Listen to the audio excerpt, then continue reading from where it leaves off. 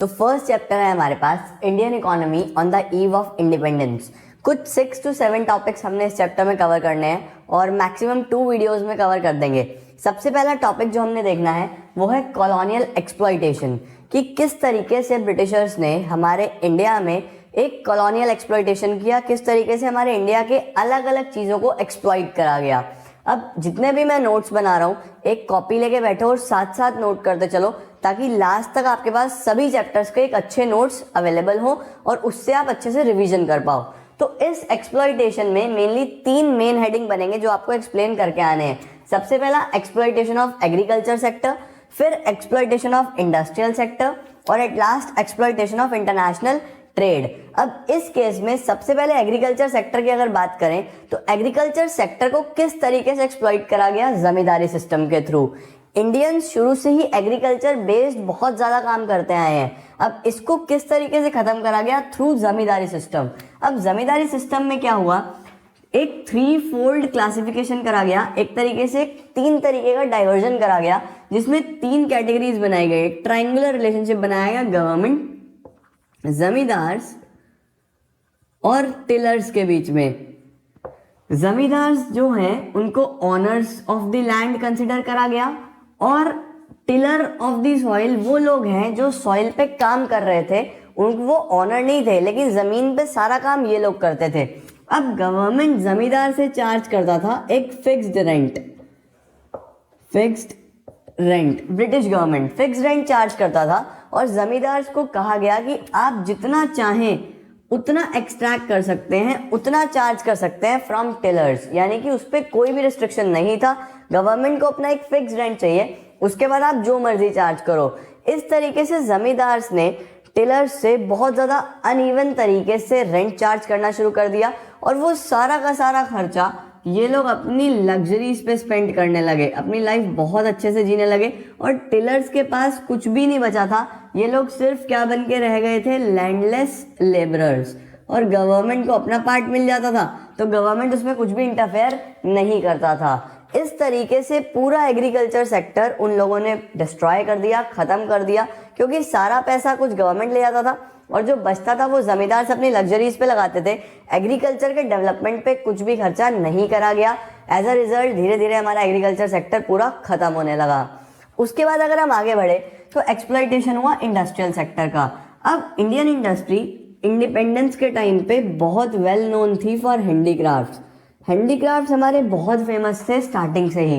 अब उन हैंडीक्राफ्ट्स को किस तरीके से खत्म करा ब्रिटिशर्स ने, ये देखिए। सबसे पहले एक्सपोर्ट ड्यूटी बहुत ज़्यादा लगा दी गई हैंडीक्राफ्ट्स पे, यानी कि हम लोग अपने हैंडीक्राफ्ट्स को जो हम एक्सपोर्ट करा करते थे अब हम एक्सपोर्ट नहीं कर सकते थे, क्योंकि बहुत मेजर टैक्सेस इम्पोज कर दिए गए थे हमारे हैंडीक्राफ्ट्स के ऊपर।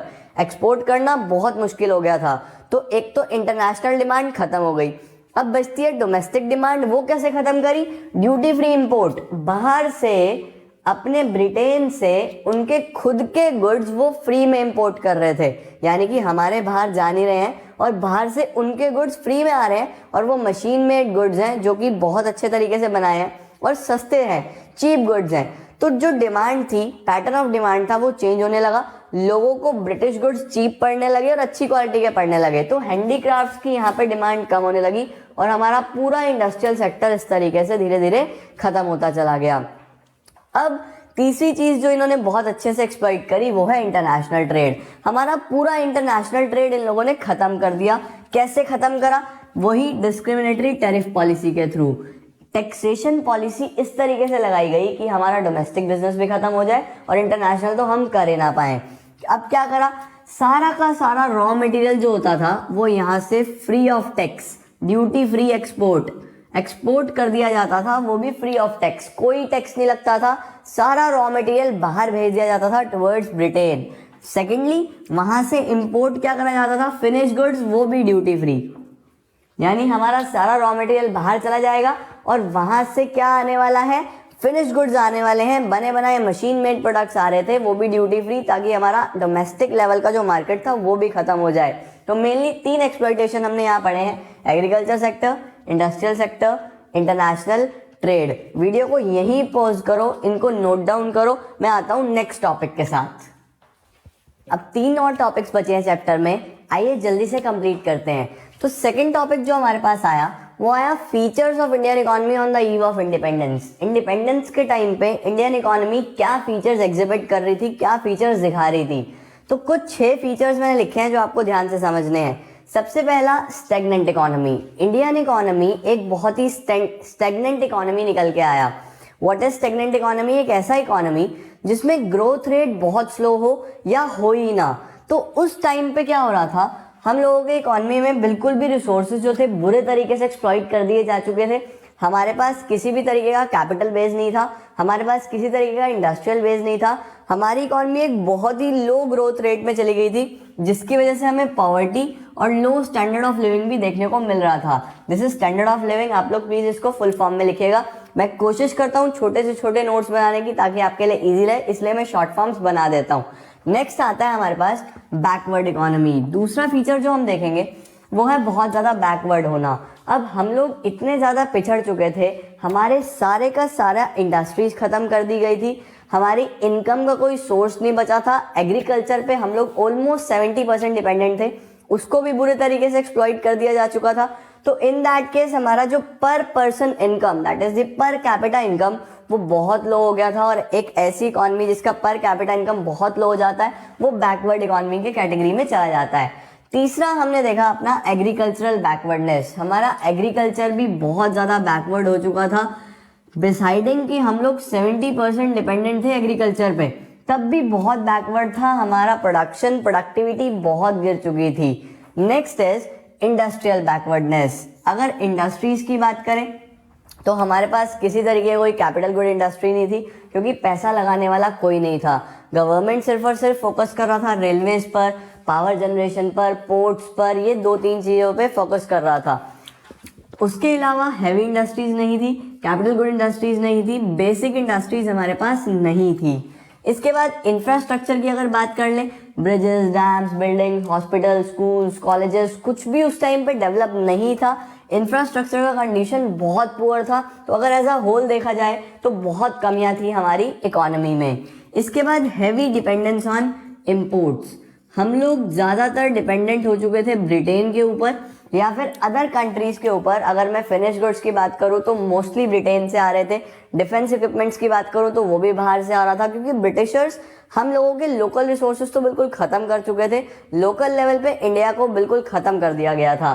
तो ये 6 बेसिक पॉइंट्स हैं जो दर्शाते हैं कि हमारी इंडियन इकोनॉमी कितनी ज़्यादा बैकवर्ड स्टेगनेंट हो चुकी थी। हर तरीके से बैकवर्डनेस शो हो रही है। इसके बाद जो नेक्स्ट टॉपिक आता है वो आता है एग्रीकल्चर सेक्टर के बारे में, कि हमारा एग्रीकल्चर सेक्टर की क्या कंडीशन थी on the eve of independence. तो अगर हम एग्रीकल्चर सेक्टर की बात करें तो जो सबसे पहला पॉइंट आता है वो वही है low production as well as productivity. एक तो प्रोडक्शन अच्छा नहीं था और प्रोडक्टिविटी भी बढ़िया नहीं थी। अब व्हाट इज प्रोडक्शन? की आउटपुट कितना जनरेट हो रहा है, और प्रोडक्टिविटी इज कैपेसिटी, कि आपकी लैंड की कितनी कैपेसिटी है per hectare of output, per hectare पे कितना आउटपुट जनरेट हो रहा है, वो प्रोडक्टिविटी आ रहा था। दोनों ही लो थे, ना तो प्रोडक्शन अच्छा था और ना ही लैंड की productivity. High degree of uncertainty. Uncertainty यानी प्रोडक्शन बहुत ज़्यादा अनसर्टेन था। क्यों अनसर्टेन था? क्योंकि it was totally dependent on rainfall. हमारे पास बिल्कुल भी परमानेंट मीन्स ऑफ इरिगेशन नहीं थे। अब रेनफॉल अगर अच्छा है, अगर वेदर कंडीशंस अच्छे हैं, तो इन दैट केस हमारे जो प्रोडक्शन है, प्रोडक्टिविटी है, वो बढ़िया है। रेनफॉल अगर अच्छा नहीं हुआ तो प्रोडक्शन भी अच्छा नहीं था। तीसरा अगर मैं बात करूं तो dominance of subsistence farming. Now what is subsistence farming? It is a system जहां पर फार्मर सिर्फ इतना ग्रो करें कि वो घर में खा सकें, बाकी उनके पास किसी प्रकार का कोई सरप्लस नहीं होता था कि वो सेल करें, कोई स्टॉक नहीं होता था, बस वो इतना ग्रो कर पाते थे कि उनका घर का काम चल जाता था। क्यों? क्योंकि जो लैंड होल्डिंग्स थे वो बहुत स्मॉल थे, वो बहुत स्कैटर्ड थे, बिखरे हुए लैंड होल्डिंग्स थे, और हमारे पास सब्सिस्टेंस तक का ही रिसोर्सेज अवेलेबल थे। हम सरप्लस प्रोडक्शन नहीं कर पा रहे थे। Small and fragmented land holdings, टूटे हुए फ्रेगमेंटेड छोटे छोटे लैंड होल्डिंग्स से जरा से ज़मीन के टुकड़े थे, उनके ऊपर परमानेंट मीन्स ऑफ इरिगेशन आप ला भी नहीं सकते, क्योंकि किस तरीके से आप सबको मैनेज कर पाओगे? अगर करोगे भी तो वो बहुत ज़्यादा एक्सपेंसिव कॉस्टली अफेयर हो रहा था। इसके बाद land revenue system under the British Raj, ये हमने देख ही लिया। यहाँ पर जमींदारी सिस्टम की बात हो रही है, जो मैंने आपको ऊपर बताया ही है कि जमींदारी सिस्टम में गवर्नमेंट एक्सट्रैक्ट करता था एक परमानेंट रेंट लैंडलॉर्ड से, यानी कि जमींदार से, ऑनर्स से, और वो लोग टिलर्स से कुछ भी एक्सट्रैक्ट करते थे, अनइवन पैसा चार्ज करते थे और उनको बुरे तरीके से एक्सप्लॉइट करा जाता था। इसके बाद the gulf between owners and the tillers of the soil, owners luxurious life जी रहे थे और टिलर्स को इतनी खराब कंडीशन में रखा गया था कि वो इवन इनफैक्ट ऐसा भी कंडीशन आ जाता था कि गरीबी से मर जाते थे, भूख की वजह से मर जाते थे, बहुत बुरी कंडीशन हो जाती थी। इतना मेजर गैप आ चुका था between owners and the tillers of the soil. तो ये सब हमने बात करी हमारे एग्रीकल्चर सेक्टर के बारे में। लास्ट इस चैप्टर में एक टॉपिक और है, वो है industrial sector on the eve of independence. Now industrial sector में क्या हो रहा है, मैं उम्मीद कर रहा हूं कि आप नोट साथ साथ बना रहे हो। अगर नहीं बना रहे हो तो स्क्रीनशॉट पहले इधर का ले लीजिए, नोट डाउन कर लीजिए और फिर हम लोग इस पे डिस्कशन अपना कंटिन्यू करते हैं। अब इंडस्ट्रियल सेक्टर की अगर मैं बात करूं तो इंडस्ट्रियल सेक्टर को इतनी बुरे तरीके से एक्सप्लॉइट करा गया, अगर उसको वन वर्ड में डिफाइन करना हो तो उसको बोलेंगे सिस्टमैटिक डी इंडस्ट्रियलाइजेशन। हमारी इंडस्ट्रीज को बहुत सिस्टमैटिकली खत्म करा गया।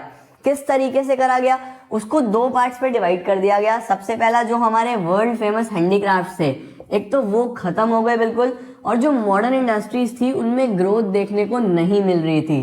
क्यों नहीं मिल रही थी, क्योंकि सिर्फ फ्यू इंडस्ट्रीज थी। पहली बात तो मॉडर्न के नाम पे हमारे पास कैपिटल गुड्स इंडस्ट्री नहीं थी, बिल्कुल भी नहीं थी। गवर्नमेंट सिर्फ और सिर्फ कहाँ पे था, communication, power, railways and ports, सिर्फ इस पे था। तो हम लोग लार्जली डिपेंडेंट थे बाहर की इंडस्ट्रीज पे, बाहर की कंट्रीज पे, ताकि हम वहीं से हमारा डिफेंस, हमारा वॉर इक्विपमेंट्स वो सब अरेंज कर रहे थे। डोमेस्टिक लेवल पे इंडस्ट्रीज हमारे पास खत्म हो चुकी थी, मॉडर्न इंडस्ट्री कोई भी ग्रोथ नहीं दिखा रही थी, और जो ट्रेडिशनल थी हमारी हैंडीक्राफ्ट वो तो खत्म हो ही गई थी। हैंडीक्राफ्ट को कैसे खत्म करा गया, डिस्क्रिमिनेटरी टैरिफ पॉलिसी। अभी मैंने बताया जो एक्सपोर्ट था वो रॉ मटेरियल हो रहा था फ्री में, raw material without any export duty export कर दिया जाता था, और वहां से फिनिश गुड्स लाए जाते थे इंपोर्ट ड्यूटी फ्री। यानी finish goods, machine made goods आ रहे थे, वो हमारे हैंडीक्राफ्ट्स को डोमेस्टिक लेवल पे इतना ज़्यादा कंपटीशन दे रहे थे कि हम लोग फेस ही नहीं कर पा रहे थे, क्योंकि वो चीप थे और मशीन मेड प्रोडक्ट्स थे। अब हैंडमेड और मशीन मेड का कोई कंपटीशन नहीं हो सकता आपस में, तो हमारे हैंडीक्राफ्ट्स तो खत्म कर दिए गए।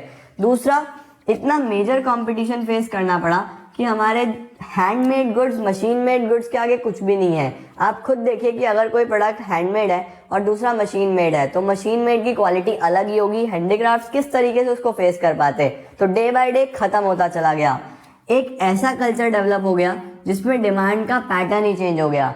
हमारा खुद का जनरेशन, हम लोग आज भी सब ये वेस्टर्न कल्चर अडॉप्ट कर चुके हैं, तो हम लोगों ने खुद ही डिमांड का पैटर्न चेंज कर दिया, और हमारे हैंडमेड गुड्स, हैंडमेड प्रोडक्ट्स सब डे बाय डे क्या होते चले गए, फिनिश होते चले गए। लास्ट पॉइंट आता है इंट्रोडक्शन ऑफ रेलवेज। ब्रिटिशर्स ने इंडिया में रेलवे को इंट्रोड्यूस करा, बट वो रेलवे भी सिर्फ और सिर्फ उनके बेनिफिट के लिए था। रेलवे का बेनिफिट आज हमें हो रहा है, बट उस टाइम पे रेलवे का उन लोगों ने सबसे ज्यादा फायदा उठाया। हमारा सारा रॉ मटेरियल यहाँ से ब्रिटेन ले जाते थे और वहां से फिनिश गुड्स लेके आते थे थ्रू रेलवेज। तो हमारे लोकल लेवल के रिसोर्सेज खत्म, और हमारे जो लोकल प्रोडक्ट्स थे उनको एक मेजर कंपटीशन मिल रहा था फ्रॉम ब्रिटिश फिनिश गुड्स। तो ये बेसिक चीजें डिके ऑफ हैंडीक्राफ्ट्स में लिख के आएंगे।